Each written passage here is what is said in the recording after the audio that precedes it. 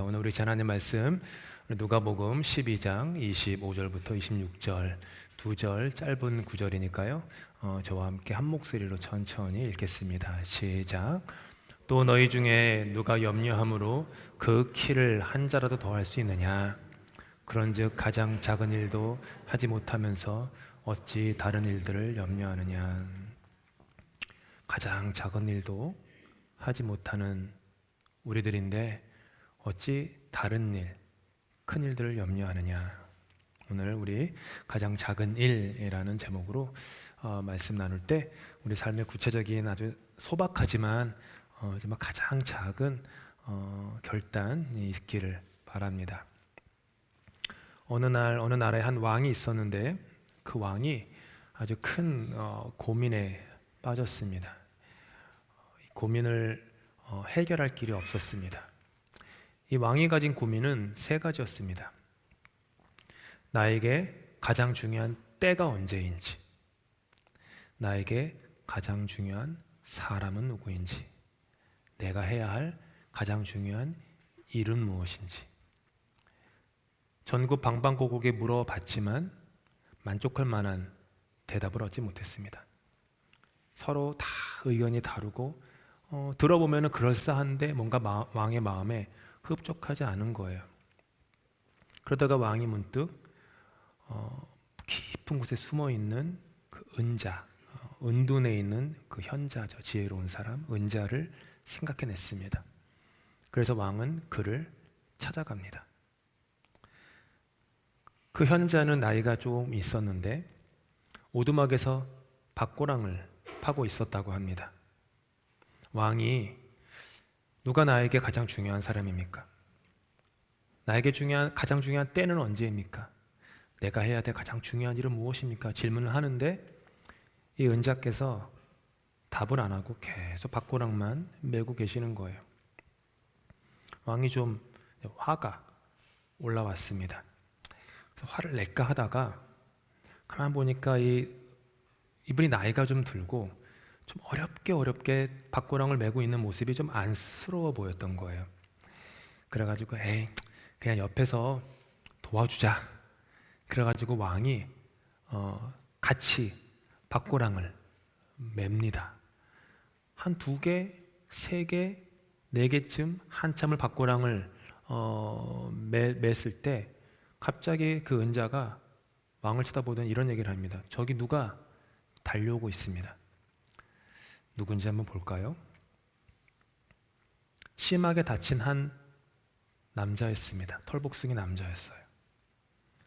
도착하자마자 쓰러졌습니다. 왕이 가만히 보니까 또 불쌍한 마음이 드는 거예요.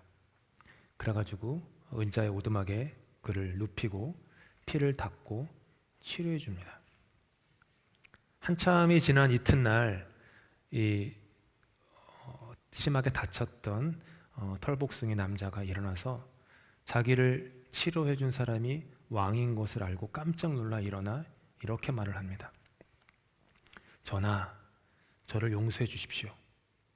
전하는 제 형을 처형하고 저의 전 재산을 몰수한 사람이었기에 그 가족의 복수를 하기 위해서 전하를 죽이려고 쫓아왔습니다. 그러던 중에 우연히 전하를 호위하는 그 호위병들을 만나 도망다니다가 심하게 다쳐 죽을 위험에 처했던 것입니다. 왕이 그 얘기를 듣고 그에게 의사를 붙여주고 그에게 전 재산을 돌려주겠다라고 약속합니다. 그리고 시간이 지납니다. 이제 왕은 더 이상 답을 얻지 못해 그 은자에게 떠나겠다고, 하지만 마지막 질문 한 번 더 하고 싶다고. 가장 중요한 때, 가장 중요한 사람, 가장 중요한 일. 그러자 이 은자가 왕에게, 왕은 이미 그 답을 알고 있습니다. 가장 중요한 순간은 바로 지금입니다. 왜냐하면 지금만이 우리가 무언가를 할 수 있는 유일한 시간이기 때문입니다. 가장 중요한 사람은 지금 내 앞에 있는 사람입니다. 그리고 가장 중요한 일은 바로 내 앞에 있는 그 사람에게 선을 베푸는 겁니다. 우리는 이 목적으로 세상에 보내졌습니다. 그러면서 예를 들어요. 왕이 처음에 왔을 때 자기 앞에 놓인 그 은자를 보고 불쌍히 여겨 그를 박고랑을 맺는데, 만약 그러지 않았다면 왕은 어떻게 될지 몰랐을 거고, 그 털복숭이 남자는 죽었을 수도 있고, 털복숭이 남자가 왔을 때 왕이 그를 보고 불쌍히 여겨 도와주지 않았다면 또 어떤 일이 있었을까 하면서 그런 얘기를 펼쳐가요. 톨스토이의 단편선 중에 있는 세 가지 질문에 나오는 내용입니다. 우리는 내일 일을 염려합니다. 오늘 장로님이 기도해 주신 대로 지난주 우리가 염려하지 말라라고 말씀을 들었지만, 또 그 월요일부터도 아닐 거예요. 주일날 예배드리고 집에 가자마자부터 염려를 시작하셨지 않습니까? 또 염려하고 걱정하고 근심합니다. 지난주 설교 때도 잠깐 나눴지만, 우리가 가지고 있는 염려의 목록들 중에 실제로 그 염려가 벌어지는 것은 대략 8%, 7%도 안 된다고 합니다. 92% 정도는요, 벌어지지 않는 거래요. 되돌릴 수 없는 과거 염려하고, 그때 그러지 말걸, 그때 이거 할걸, 앞으로 어떻게 할 수 없는 미래 자꾸 생각하면서 염려합니다. 우리가 흔히 사용하는 표현이 있습니다. 사서 걱정한다고. 사서 걱정한다고. 우리는 걱정거리를요, 돈을 주고 삽니다. 돈 주고 사가지고요, 필요하지 않은 근심을 스스로 끌어안고 살 때가 많습니다. 여러분 얘기가 아니라 제 얘기예요. 그런데 그거 아십니까? 이런 염려에 전염성이 있어요. 염려가 많은 사람과 시간을 보내면요, 나도 모르게 영향을 받습니다. 내가 아무리 긍정적이고 밝아도요, 내 옆에 있는 사람이 계속 염려하면요, 나도 모르게 염려해요. 똑같이. 타임지 그 잡지에 보면 염려가 전염이 되는데, 그 전염될 때 일어나는 몸의 변화가 있다고 해요. 그게 뭐냐 하면, 여러분의 몸에 있는 콩팥에서 코티솔이라고 하는 호르몬이 나온대요. 코티솔. 이 코티솔이 뭐냐 하면, 여러분의 뇌와 근육이 더 오랫동안 에너지를 쓸 수 있도록 도와주는 역할을 하는 호르몬. 그러니까 뇌가 계속 돌아가게 하고 몸의 근육이 조금 더 오랜 시간 동안 활동할 수 있도록 해주기 때문에 단기간 몸은 보호하는데, 한번 상상해 보십시오. 이게 계속 돌아간다고 생각해 보세요. 지속되면 면역력이 약화가 되고요, 불면증에 걸리고요, 체중이 증가하는 그런 부작용을 일으킨다고 합니다. 염려가 전염돼요. 혈압은 상승하고 심박수는 증가하고 부정적 감정의 불씨가 옮겨져서 내 내면에 있는 평안함이 흔들립니다. 아주 성경에 잘 나오는 예화가, 이스라엘이 광야에서 가나안 땅으로 갈 때 12명의 정탐꾼을 가나안 땅에 보냅니다. 12명이 가나안 땅을 쭉 훑어본 다음에 돌아와서 보고를 하는데, 보고가 두 갈래로 갈려요. 먼저 보고한 사람들은 10명, 그 10명이 뭐라고 하면은, 가보니까 참 좋은 땅이긴 한데 그 사람들은 거인들입니다. 체구가 장대하고 조금 무기를 갖고 있고, 그 거인들에 비하면 우리는 메뚜기입니다. 그러니까 염려의 불씨가 이스라엘 전 민족에게 심겨진 거예요. 저들은 거인이구나, 우리는 메뚜기구나, 큰일 났다.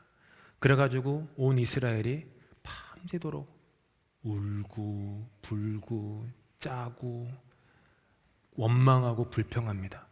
왜 우리를 애굽에서 보내셔가지고 이 고생하면서 여기까지 와 있는데 제대로 들어가 보지도 못하고 싸워봤자 백전백패할 것 같은데 차라리 그때가 더 좋았다, 이러면서 막 불평. 원망합니다. 염려는 우리를 메뚜기처럼 만듭니다. 염려는 우리를 쪼그라들게 해요. 찌그러지게 해요. 염려가 있으면요, 한량없이 부족한 사람, 능력 없는 사람, 못난 사람, 해도 안 돼, 해봤잖아, 안 되잖아, 이런 생각들이 와요. 그렇기 때문에 그게 과연 될까요? 라고 염려하는 사람 곁에서 시간을 보내는 것보다는 까짓 거 한번 해보죠 라고 말하는 사람 곁에 있는 게 훨씬 유익합니다. 뭐 이게 안 될 이유들을 막 수만 가지 막 나열하면서 그거 돌다리도 두드려보고 건너는 게 맞는데 너무 두드리기만 해.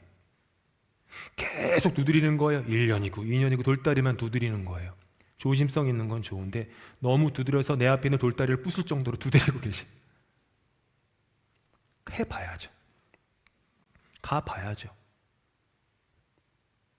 우연히 유튜브에서 뭐 손흥민 선수 옛날 인터뷰인지 언제 인터뷰인지 모르지만 손흥민 선수가 그러더라고요. 경기에서 패하면 되게 아픈데 자기는 경기에서 패했을 때 그 패한 것들을 계속 곱씹어 봤대요. 영상을 돌려보고 개선점은 뭐가 있었는지 계속 돌아보면서 그 패했던 경기가 자기의 스승이 되게끔 늘 그렇게 살았대요. 그러다 보니까 실패한 것, 패한 것, 진 것, 그것들이 자기 삶에 큰 유익이 됐다라고 얘기하더라고요. 그러니까 훌륭한 선수가 되었나 봐요. 해보지 뭐 한번 해보죠. 하다가 안 되면 안 되는 가운데 뭔가 배운 게 있겠죠. 그리고 그 다음에 그 개선점을 찾아서 잘하면 되죠. 가끔 제가 그 회개가 무엇입니까에 대해서 설명해 드린 적이 있었어요. 많이들 우리는 회개를 감정적으로 내 마음의 그 감정의 행주를 쥐어짜는 거를 회개라고 생각해요. 나를 막 괴롭혀요. 회개하면서 네 못난 내가 또 이러고 저러고 하면서 막 울고 짜고, 뭐 그게 회개의 한 단면이긴 해요. 하지만 회개의 근본은 약간 뻔뻔함이에요. 뻔뻔함이 있어요. 뭐냐면 하나님, I know, 저 잘못한 거 알아요. 또 실수했어요. 또 넘어졌네요. 다음엔 잘할게요. 이게 회개라는 거예요. 회개는, 진정한 회개는 다음에는 조금 더 잘해볼게요. 내일은 오늘보다 조금 더 성숙해질게요. 이런 거.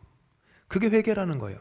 하나님이 아버지인데 아버지로서 아들을 바라볼 때 맨날 자기 감정에 취해가지고 울고 짜고 자기가 못 낳느니 이거밖에 안 된다느니 나는 뭐 가능성이 없다느니, 그러니까 자기 연민에 빠져가지고 이렇게 막 시궁창에 구르는 있는 아들을 보는 것, 아버지와 때로는 아들이 저 녀석은 뭐가 있는데 저렇게 뻔뻔하지 하면서 아빠 나 다음에 잘할게, 뭐 하다 보면 실수할 수도 있지, 내일은 나 좀 나아질 거야, 다음 학년에 조금 더 나아질 거야, 이렇게 말하는 아들이 있으면 어떤 아들에게 더 마음이 갑니까? 어떤 아들이 더 든든합니까? 그게 회개라는 거예요. 그게 회개. 그래서 한번 해보죠 라고 말하는 사람 곁에 있는 게 훨씬 더 유익하고 건강합니다. 부부 사이에서도요, 여보 안 돼 라고 자꾸 그러지 말고 한번 해보자. 당신 하고 싶으면 한번 해봐. 하다가 안 돼도 한번 해봐. 돈 조금 잃어도 좋은 레슨으로 삼으면 되지. 한번 해봐. 같이 해보자. 이렇게 하는 배우자 옆에 있는 게 훨씬 행복한 거예요. 그렇죠? 그런 얘기 한두 번도 안 들어보셨나 보다. 저는 맨날 들으며 살거든요. 예수님은 염려의 불씨가 쉽게 번지는 우리의 연약한 영혼을 향해서 이렇게 말씀하세요. 25절 함께 있습니다. 시작. 너희 중에 누가 염려함으로 그 키를 한 자라도 더할 수 있느냐. 여기서 그 키라고 하는 헬라어가 헬리키아인데요, 이 헬리키아라는 단어는 신기하게도 두 가지 의미가 있어요. 그 신장, 키를 뜻하는 의미도 되고요. 그 나이를 뜻하기도 해요. 그래서 어떤 번역에서는요, 너희 중에 누가 염려함으로 그 날을 한 날이라도 더할 수 있겠느냐도 돼요. 똑같은 말이에요. 똑같은 번역이에요. 핵심은 뭐죠? 염려함으로 해결할 수 있는 건 아무것도 없다라는 거예요. 그게 핵심이에요. 염려한다고 키를 늘릴 수 없어요. 내가 막 염려한다고 키가 한 자라도 늘지 않아요. 내가 염려한다고 나의 목숨이 하루라도 한 시간이라도 연장되지 않습니다. 오히려 반대예요. 염려하면요, 기가 죽습니다. 염려하면 움츠러듭니다. 그래가지고 오히려 키가 더 줄어들어요. 그리고 염려하면 아까처럼 스트레스에서 오는 그 호르몬 때문에 오히려 생명이 단축돼요. 더한 비극은 뭔지 아세요? 염려하는 동안 내 현재의 삶이 비참해진다는 거예요. 그게 더 큰 비극이에요. 키를 한 자도 늘리지 못하고 하루도 늘리지 못한다는 그것보다 더 큰 비극은 나에게 지금 주어진 유일한 시간의 현재, 나에게 지금 주어진 내 앞에 있는 그 사람, 나에게 지금 주어진 그 일, 그것을 망각하고 내 삶을 스스로 어두운 곳으로, 그러니까 내 삶을 지옥으로 만들어요. 염려가 그래요. 예수님은 그래서 계속해서 우리에게 이렇게 말씀하십니다. 26절 함께 있습니다. 그런즉 가장 작은 일도 하지 못하면서 어찌 다른 일들을 염려하느냐. 작은 일조차 내 힘으로 해결하지 못하는 것이 우리 능력의 현실이에요. 그런데 우리는 아직 일어나지도 않은 다른 일들을 미리 사서 염려한다. 가장 작은 일도 하지 못한다, 이 말은 예수님께서 우리에게 너희들 능력치가 그거밖에 안 돼 라고 하면서 핀잔을 주시거나 나무라시는 게 아니에요. 같은 포인트, 너희들이 하는 염려가 그만큼 쓸데없다, 무용하다 라는 말을 하시는 거예요. 그러니 염려가 아닌 믿음으로 삶을 채우라고 하시는 거예요. 성경에 잘 아시는 달란트 비유 있습니다. 달란트 비유, 예수님이 염려에 대해서 여러 가지, 염려뿐만 아니라 신실함도 얘기하시지만, 아시다시피 3명의 종이 있었는데 주인이 먼 길을 떠나면서 3명의 종들에게 달란트를 맡깁니다. 한 명에게는 5달란트, 다른 종에게는 2달란트, 또 다른 종에게는 1달란트를 맡겨요. 그리고 내가 언제일지 모르지만 언젠가는 돌아올 텐데 돌아와서 계수할 거다, 이렇게 얘기를 해요. 그래서 2명의 일꾼은, 5달란트 받은 일꾼과 2달란트 받은 일꾼은 자기에게 지금 주어진 그 달란트를 가지고 시장에 나갑니다. 시장에 나가서 자기가 지금 할 수 있는 일을 해요. 투자를 하죠. 그런데 3번째 일꾼은요, 근심을 해요. 우리 영어로 what if라는 말이죠. what if. 그러면 어떡해? 라는 거. 도둑이 와가지고 훔쳐가면 어떡해? 시장이 나빠져가지고 망하면 어떡해? 전쟁이 나면 어떡해? 이런 일어나지도 않은 염려에 사로잡혀서 그가 한 결론은 땅을 파요. 땅을 파서 그 1달란트를 꽁꽁 숨겨서 묻어둡니다. 한참 후에 주인이 와가지고 계수를 해요. 5달란트 받은 종은 2배를 벌어서 10달란트를 갖고 왔고, 2달란트 받은 종은 또 역시 2달란트를 벌어서 4달란트를 갖고 왔어요. 그래서 주인이 칭찬해요. 근데 이들이 갖고 온 양이요, 아주 큰 양이에요.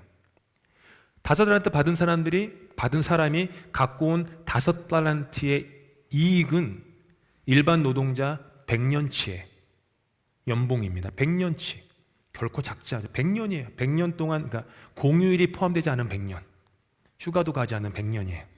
100년 동안의 일반 노동자의 품삯을 갖고 온 거예요. 큰 돈이죠.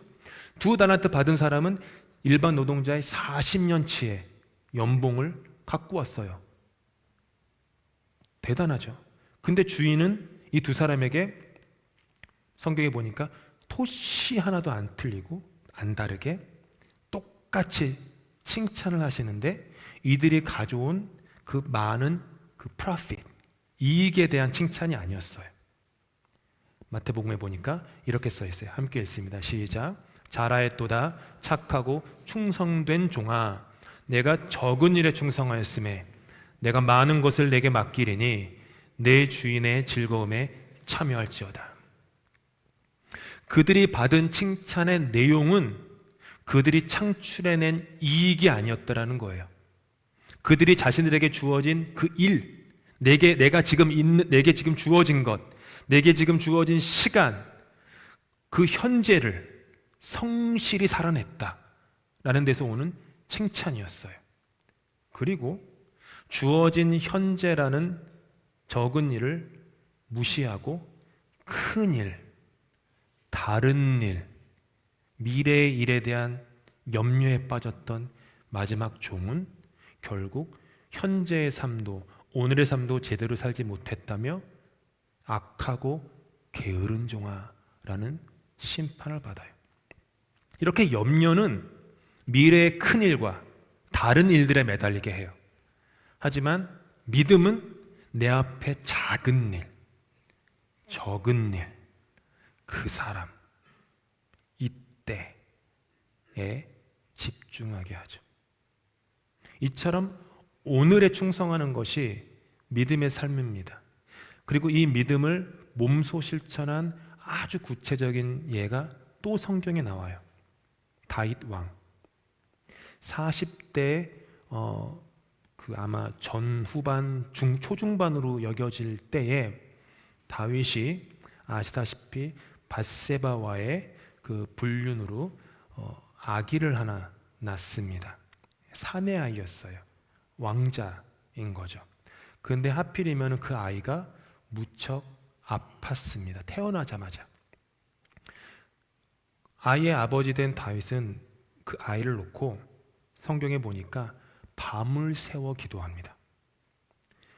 침대에서 잠을 청하지 않고 맨 땅에 누워서 기도하며 쓰러져 있습니다. 여러분도 마음이 너무 절실할 때 교회에 오셔서 기도하시면은요, 그냥 감히 이렇게 의자에 또 앉지 못하고 바닥에서 그냥 엎어져 가지고 기도하다가 잠이 드실 때가 있죠.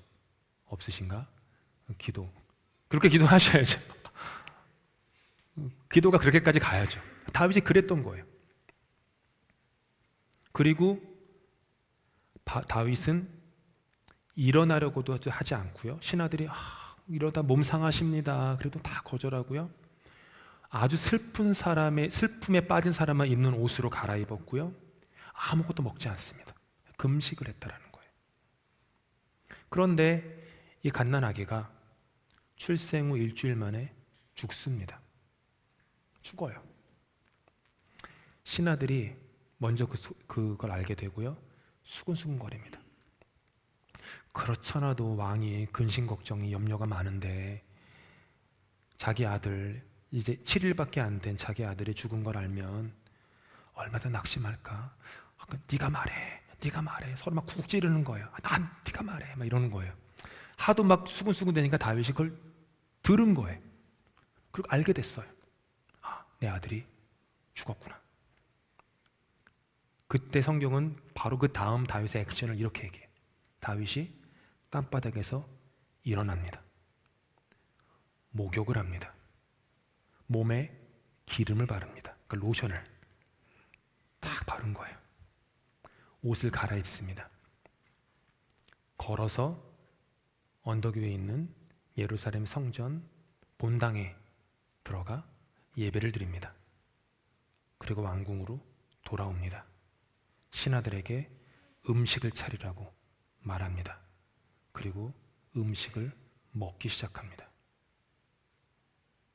신하들이 또 수근수근 되는 거예요. 아니, 왕자가 살아있을 때에는 식음을 전폐하며 슬퍼하더니 왕자가 죽으니까 일어나가지고 옷도 갈아입고 로션도 바르고 음식을 먹어? 너무 의아한 거예요.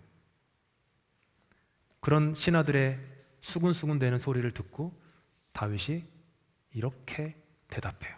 함께 읽습니다. 다음 화면 시작. 아이가 살아있을 때 내가 금식하면서 온 것은 혹시 주님께서 나를 불쌍히 여겨주셔서 그 아이를 살려주실지도 모른다고 생각하였기 때문이요. 그러나 이제는 그 아이가 죽었는데 무엇 때문에 내가 계속 금식하겠소? 내가 그를 다시 돌아오게 할 수가 있겠소? 나는 그에게로 갈 수 있지만 그는 나에게로 올 수가 없어. 매정하게 보이십니까? 무정하게 보이십니까? 다윗은 내가 내 힘으로 할 수 없는 영역을 있는 그대로 받아들인 거예요. 현재 내가 할 수 있는 금식, 현재 내가 할 수 있는 땅바닥에 기어다니며 기도하는 것, 그거 한 거예요. 그 후에는 현재 내가 할 수 있는 일인 옷 갈아입고 로션 바르고 음식 먹기 시작하는 것을 한 거예요. 그리고 다시 삶을 이어가는 거예요. 하나님 앞에 울며 기도하는 것. 하지만 울며 기도했던 그 바라던 것이 이루어지지 않았을 때에는 툭툭 털고 받아들이고 밥 먹는 것, 내 삶 챙기는 것. 그게 다윗의 신앙이었습니다. 무척이나 젊으셨던 장로님이 갑자기 암으로 돌아가셨어요. 당회원 중에 가장 젊으신 장로님. 마음이 무척 쓰여서 미망인이 된 집사님을 찾아가 뵌 적이 있습니다. 찾아가 뵈니까 너무 깊은 슬픔에 빠져 계세요.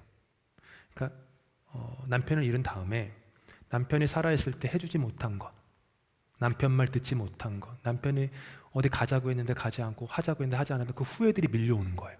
해줄 걸. 그렇게 젊은 나이에 죽었으니. 그러다 보니까 밥이 안 넘어가는 거예요. 그리고 혼자 됐잖아요. 이 먼 이국 땅에. 그러니까 얼굴 그냥 쭉 마르고 밥은 안 들어가고 막 그늘이 지고 그러세요. 찬양하고 성경 말씀 읽고 짧게 메시지를 전하다가 그냥 준비하지 않은 메시지가 그냥 제 입에서 나갔어요.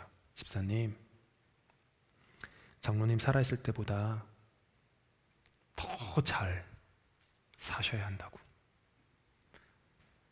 장로님과 함께 살 때보다 더 즐겁게 사시라고. 더 많이 웃으시고 더 좋은 거 먹으시고, 장로님과 함께 있을 때 못 갔던 곳 두 아들에게 시켜가지고 두 아들과 함께 엄마 여행 좀 시켜달라고 하면서 다니시라고. 죄송하게 들릴지 모르지만 장로님과 함께 있을 때보다 더 행복한 모습을 하늘에 있는 장로님에게 보여주시라고. 장로님이 그거 보고 기뻐하실 거라고. 남겨진 아내가 자기를 향한 그리움에 맨 슬프고 이렇게 자기를 찌르면서 지내는 아내의 모습을 보는 하늘에 있는 장로님일까요? 아니면 그래, 내 아내가 기쁘게 사는구나, 자기에게 주어진 삶을 즐겁게 사는구나, 너무 소녀처럼 다시 살아내는구나, 이 모습 보는 게 좋겠습니까? 그 다음부터는 그렇게 사시더라고요. 아파도 버거워도 두려워도 무거워도 내 앞에 놓인 작은 하루를 살아가는 것. 때로는 손 털 건 털고, 영어 표현 중에 what's done is done, 지나온 건 지나온 대로 두고 내게 주어진 삶을 살아가는 것. 어제의 은혜도 아닌, 내일의 은혜도 아닌 오늘의 은혜를 살아가는 것. 그게 믿음 아닙니까? 믿음은 거창한 것이 아닙니다. 80년대부터 소명, 부르심, 비전, 막 열방, 이런 수많은 단어들이 한국 교회를 휩쓸어가지고 믿음은 마치 대단한 것을 꿈꾸는 것처럼 얘기했지만 사실 믿음은 그게 아니에요. 천리길도 한 걸음부터 그냥 작은 것 하나, 사소한 것 하나, 심지어 남의 눈에 띄어서 칭찬받을 만하게 보이지도 않는 그 작은 것 하나, 그거 하나씩 하는 것, 그게 믿음입니다. 축구 선수 박지성 선수의 얘기를 안 할 수가 없어요. 제가 사진 갖고 오지 않았나요? 네. 젊었을 때 사진. 네. 아시다시피 일본에 있다가 네덜란드 PSV 아인토벤에 그 거스 히딩크 감독이 데려갔어요. 근데 그 네덜란드 리그 PSV 아인트호벤에 가자마자 박지성 선수가 슬럼프에 빠졌습니다. 무릎 부상이 있었고요. 유럽 무대에 처음 가니까 그 부담감이 너무 컸나 봐요. 그래서 축구가 너무 두려웠대요.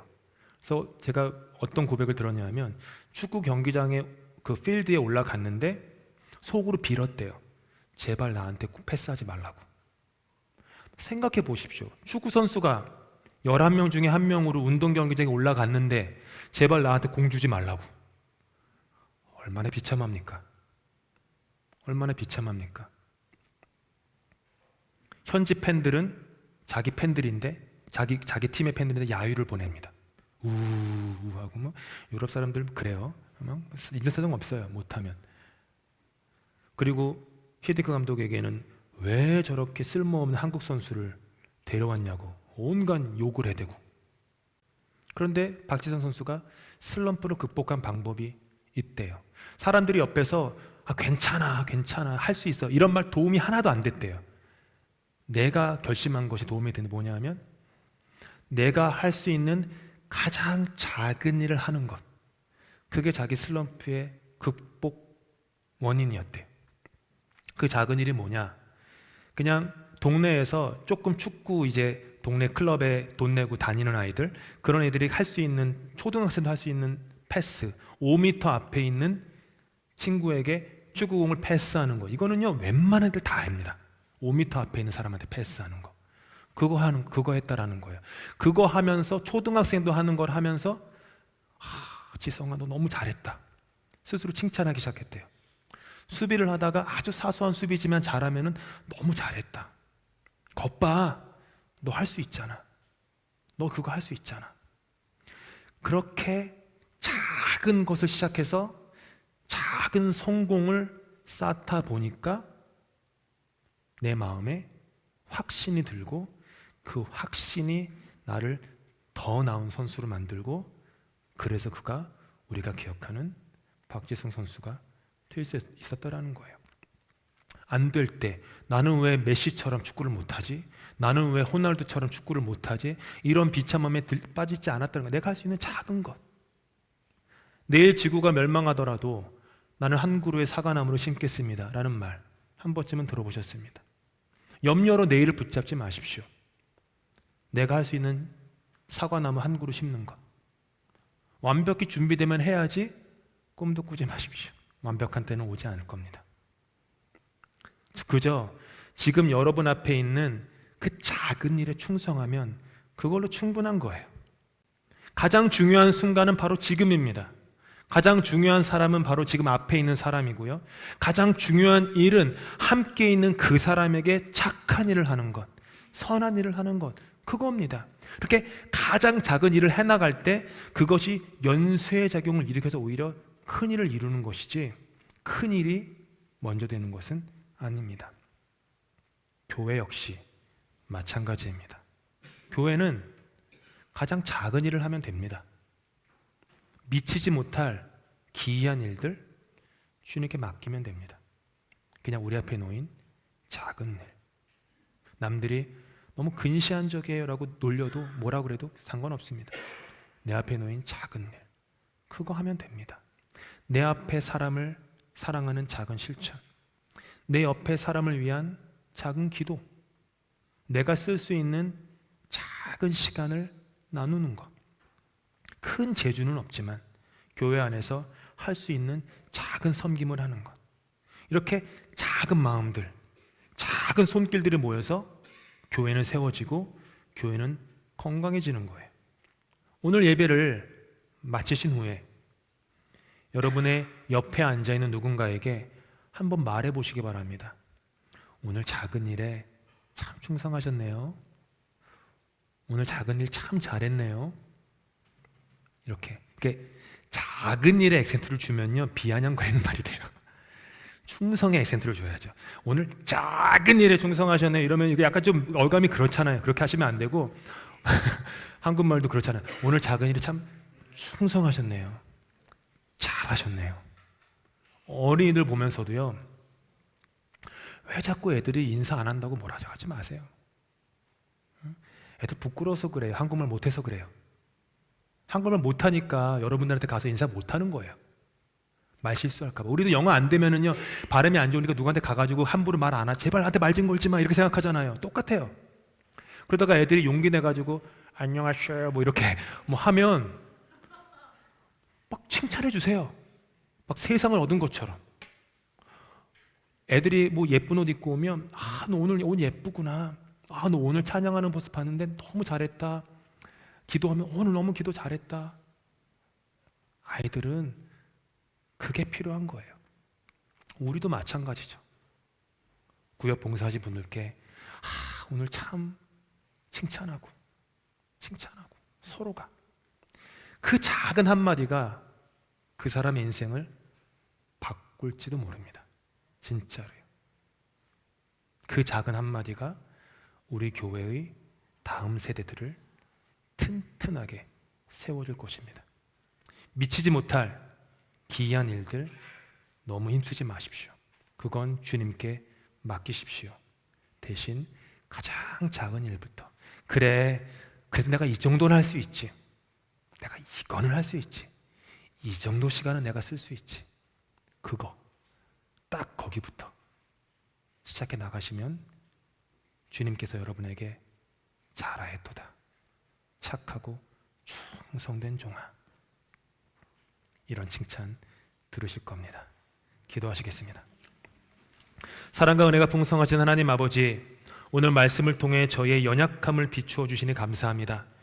우리는 내일을 붙잡으려 했으며 하지도 못할 큰 일을 염려하느라 정작 오늘 우리 앞에 주어진 작은 일들을 놓칠 때가 많았습니다. 주님, 오늘 다시 깨닫습니다.